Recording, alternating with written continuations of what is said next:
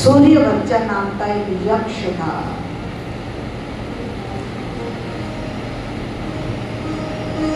पृथ्वी ब्रह्मा जी के पास गई थी। ब्रह्मा जी ने सब देवताओं की सभा बुलाई, उसमें भगवान विष्णु भी थे, सूर्यवंचा भी था। ब्रह्मा जी ने कहा, ये पृथ्वी कह रही है कि मुझ पर दुष्ट राजाओं का भार है।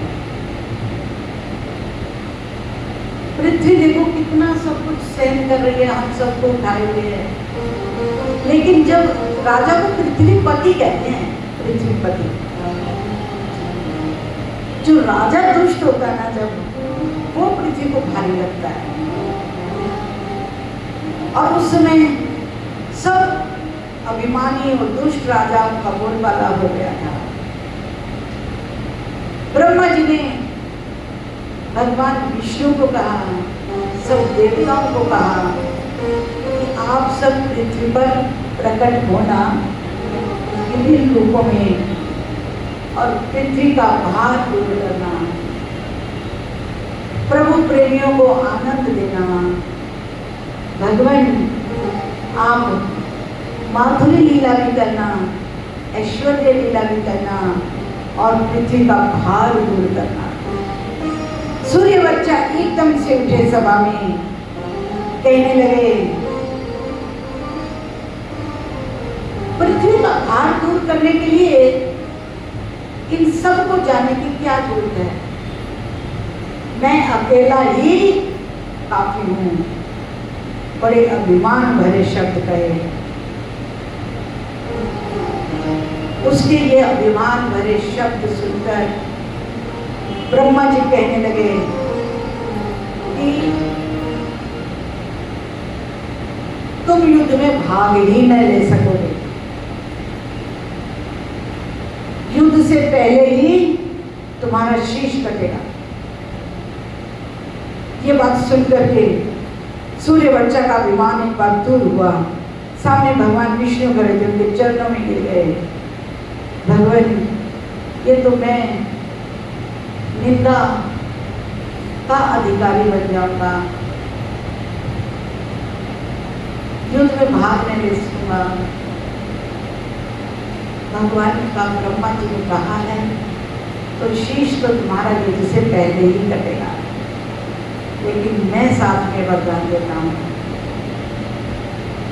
तुम्हारे शीश की बलि होगी और तुम्हारा शीश दान देने के बाद आने वाले समय में तुम्हारा यश बढ़ता ही चला जाएगा।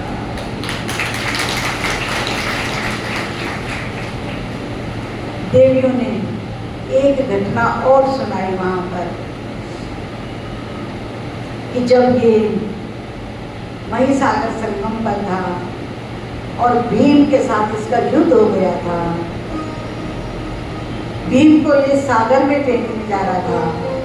शंकर जी ने जब बताया ये तुम्हारे दादा हैं, तो ये स्वयं अपना समुद्र में डूब के अपने आप को खत्म करना चाहता था। तब भी हमने इसको आशीर्वाद दिया था कि तुम शीश दान देने का संकल्प तो आज ही कर दो और समय आएगा उस समय शीश का दान देना तो तुम्हारा यश फैलेगा। इस समय मरने में तो बदनामी है कि दादाजी को सताया था और बर्बरीक मर गया। ऐसा देवियों ने वहां सबको समझाया। देवियों ने उस शीश को अमृत से सींच दिया।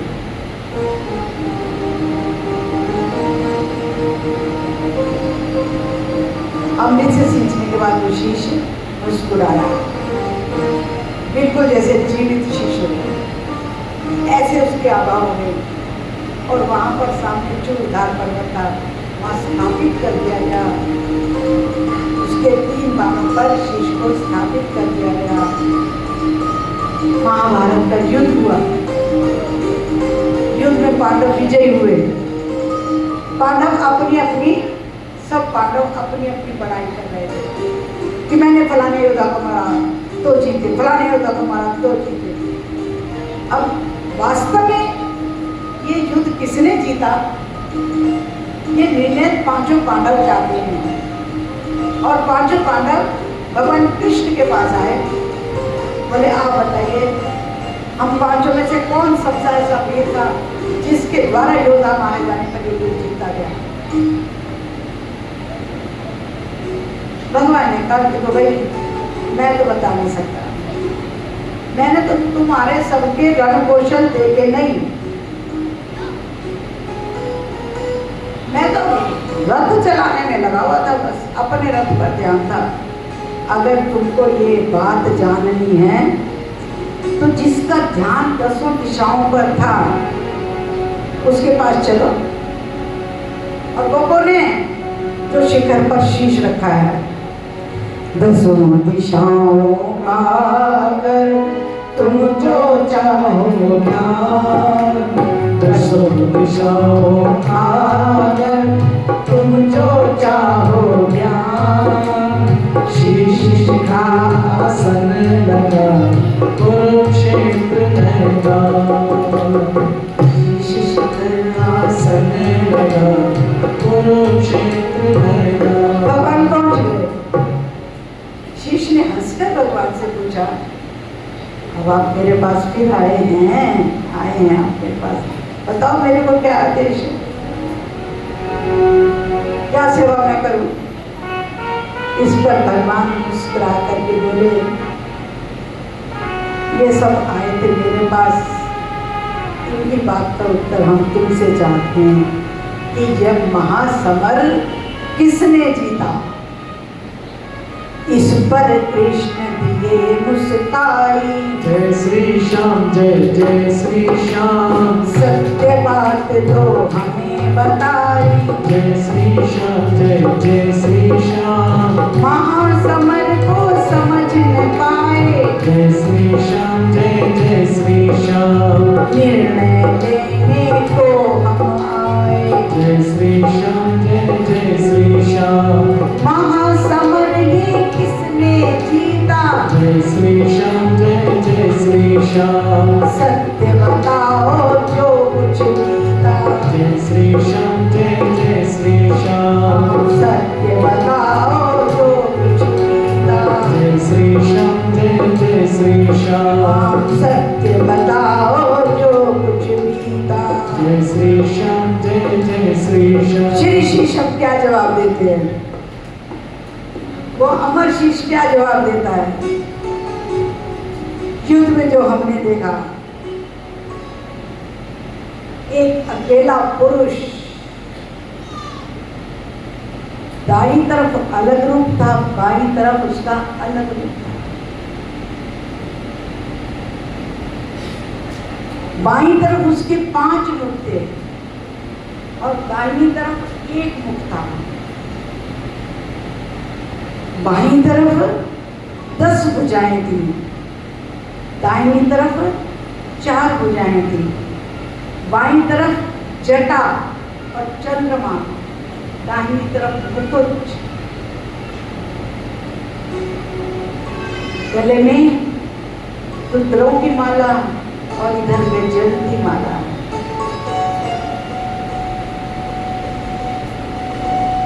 एक रूप से संहार कर रहे थे और एक रूप से पांडवों की रक्षा कर रहे थे। बस मैंने तो यही देखा, भगवान कृष्ण का सुदर्शन चक्र चल रहा था युद्ध के अंदर सर्वत्र, और द्रौपदी काली का रूप धर के हाथ में उसके कपड़, वो रुधिर जो वीरों का रुधिर था वो पी रही थी। देखा वीर अकेले लड़ता, जय श्री श्याम जय जय श्री श्याम।